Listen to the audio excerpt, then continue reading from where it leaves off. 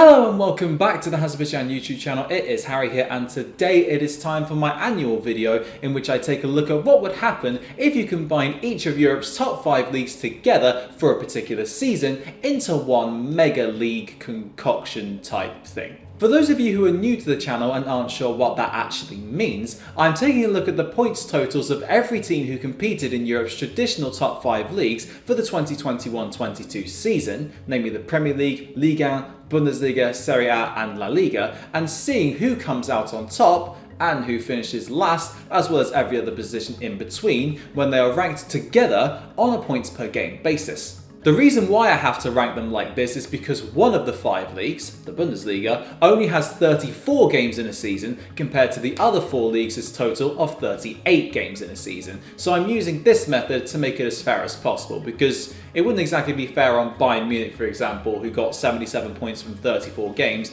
to be pitted up directly against Real Madrid, who played 4 games more and subsequently got 9 points more. So the points per game method is the fairest and simplest method I can use to make this actually work, and as I say, as fair as possible. If 2 or more teams are level on points per game, their positions will be determined based on their goal difference, and if they still can't be separated, then the number of goals each team scored will be the deciding factor. I will also give comparisons as to where each team finished in this ranking last season and see how much better, or worse, they did than in 2020-21, although the promoted teams will each have new next to them since they weren't part of last year's calculations. If you want to check out last season's video for some added context, I'll make sure to leave a link to it at the end of this video. And of course, if you are new around here, please don't forget to smash that like button in the nose and subscribe to the channel if you haven't done so already. We'll start at the top and work our way down, since the top teams will be much easier to guess and are therefore much less interesting. So without any further ado, let's have a look at what happens when you combine all of Europe's top 5 leagues together on a points per game basis for the 2021-22 season.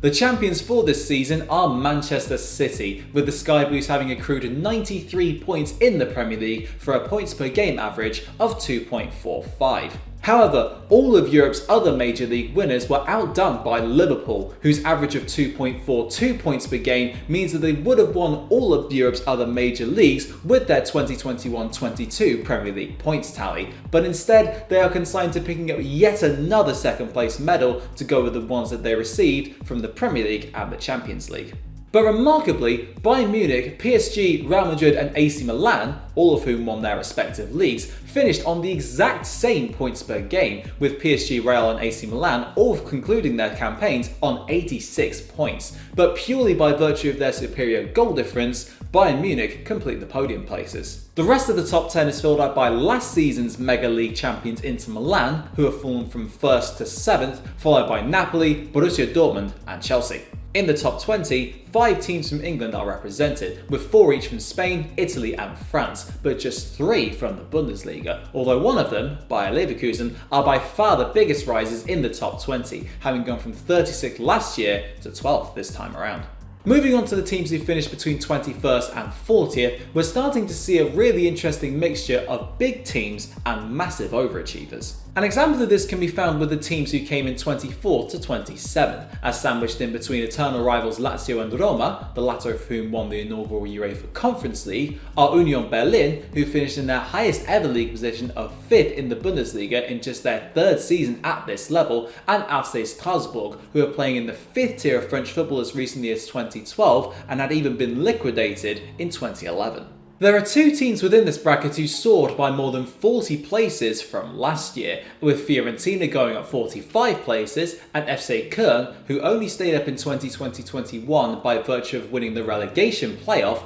being the biggest climbers out of any team across Europe's top 5 leagues by rising 49 places. This means that they finished 1 place ahead of fallen and flailing giants Manchester United by virtue of a superior goal difference, and just 3 places behind Lyon and 2 behind Champions League semi-finalists Villarreal. We also have our first tie in this video between Coupe de France winners Nantes and the Liga ever-present Athletic Bilbao, but since Nantes bagged 55 goals compared to the Basque club's 43, they take 38th. But just below them are the team who stunned the footballing world in 2020-21 by beating PSG to the Ligue 1 title in the form of Lille, as they have experienced a huge drop-off in standards and dropped 34 places from last season as a result of their squad being decimated over the summer, with their manager and many of their key players moving on to pastures new. Now we move on to look at those teams who came in between 41st and 60th, and as we can see, no newly promoted team finished in the top half, which equates to 49 teams, with VfL Bochum the highest place out of all of them, as they came in 57th. Just for context, 3 teams who came out during the 2019-20 season finished in the top half in 2020-21, namely Leeds, Stuttgart and RC Lens. There are a plethora of notable teams in here, with a perfect blend of historically successful clubs such as Borussia Mönchengladbach, Torino and Valencia, as well as quote-unquote lesser teams like Hellas Verona, Brighton and Stade Brestois 29. 2 teams who suffered huge falls from grace in terms of league positions were Eintracht Frankfurt and VfL Wolfsburg, who dropped by 32 and 36 places to 55th and 56th respectively, although the former were able to compensate for the substantial drop-off in domestic form by lifting the Europa League and qualifying for the Champions League group stages for 2022-23. At this point, Liga, Serie A and the Premier League have each seen 12 teams of theirs feature. Meanwhile, the Bundesliga has had 13 of its contingent represented, but La Liga is lagging behind with only 11, denying us the perfect symmetry of 12 apiece per league within the top 60, which is a shame.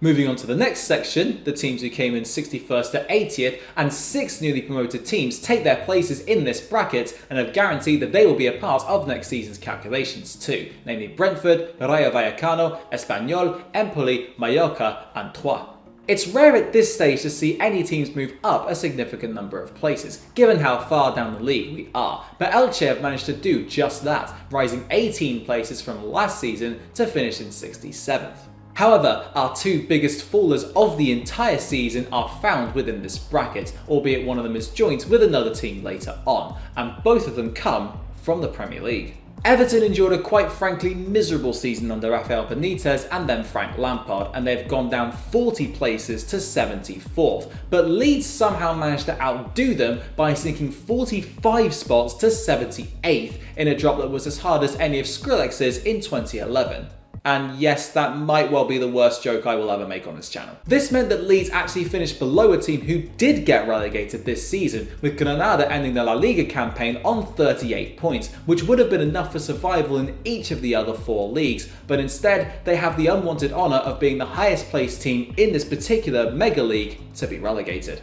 They could have been joined by Hertha Berlin as the other club in this collection to suffer the bitter taste of relegation this season, but they staved it off by defeating former Bundesliga dinosaurs Hamburg in the relegation playoff 2-1 on aggregate. Now we get to the bit that you might have been waiting for, but you might not have been, I don't know, I'm not going to judge either which way. But we come now finally to the bottom 18 teams across each of Europe's top 5 leagues on a points per game basis. I will show the first 10 in this bracket to start with, followed by 91st and 95th, and then reveal which 3 teams have filled out the bottom 3 places for this season. From 81st to 90th, we have 6 teams who will not feature in next year's calculations, including Burnley, Levante, and, perhaps most stunningly of all, Saint-Etienne, who hold the joint record with Paris Saint-Germain for the most Ligue 1 titles won in the league's history with 10, albeit their latest one did come in 1981, but who were relegated via the relegation playoff on penalties against Auxerre. The second and last tie that had to be settled on goals scored was between Metz and Deportivo Alaves, with Metz's 35 goals just about outweighing the Spaniards' tally of 31, although Alaves are the last team from La Liga to feature, making it the only league this season not to have a team feature in the bottom 8.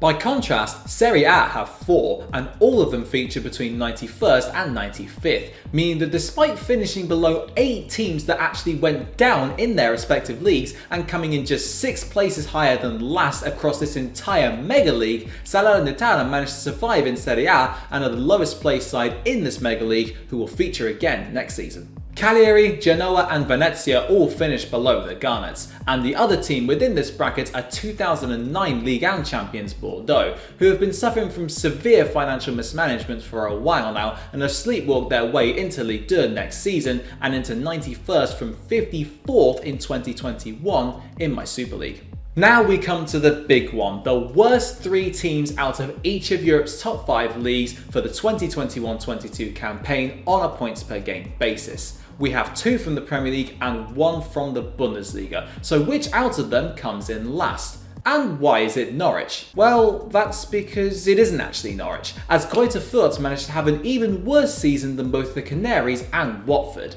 And indeed every other team for that matter, as they lost 13 out of their first 14 games and won only 3 matches all season to end up on just 18 points at an average of 0.53 points per game. This means that, for the second year running, the worst performing team comes from the Bundesliga, after Schalke, who will be back in this survey next season following their promotion from the Zweite Bundesliga, ended 2020-21 with the wooden spoon. Can the Bundesliga make it a hat-trick next season? And that just about wraps up today's video, looking at what happens when you combine each of Europe's top 5 leagues for the 2021-22 season and rank all of the teams that competed in them on a points per game basis. If you want to check out last year's video, there should be a square about here or so on the screen, which you can click on, which will take you directly to that video. And if you enjoyed it, of course, please don't forget to hit that like button, subscribe to the channel if you haven't done so already. You can even click on this little icon about here to subscribe if you haven't done so already, and ring the notification bell to get notified whenever I upload a video straight away.